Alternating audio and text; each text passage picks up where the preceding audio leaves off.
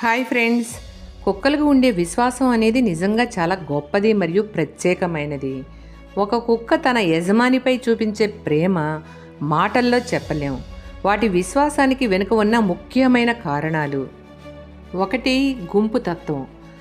అంటే కుక్కల పూర్వీకులు తోడేళ్ళు. అవి ఎప్పుడూ ఒక గుంపుగా జీవిస్తాయి.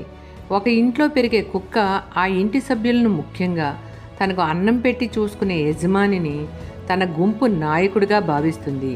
అందుకే తన నాయకుడికి ఎల్లప్పుడూ లొంగి ఉంటూ ప్రాణమిచ్చేంత విశ్వాసాన్ని చూపిస్తుంది. 2, షరతులు లేని ప్రేమ.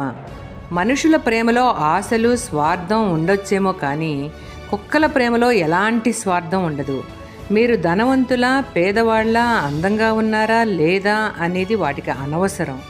మీరు కొంచెం ప్రేమ చూపిస్తే అవి మీకు జీవితాంతం దాసోహం అయిపోతాయి.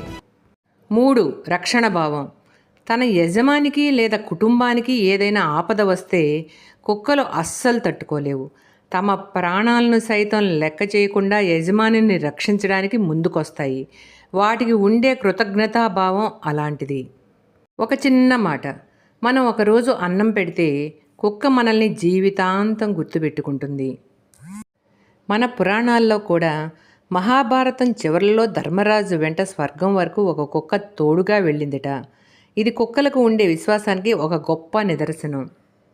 అన్ని జంతువులలో కన్నా కుక్క మాత్రమే ఇలా ఉండటానికి కారణం ఒక సైంటిఫిక్ రీజన్ ఉంది. అదేంటో నెక్స్ట్ సిరీస్లో మాట్లాడుకుందాం. ఓకేనా ఫ్రెండ్స్? బాయ్.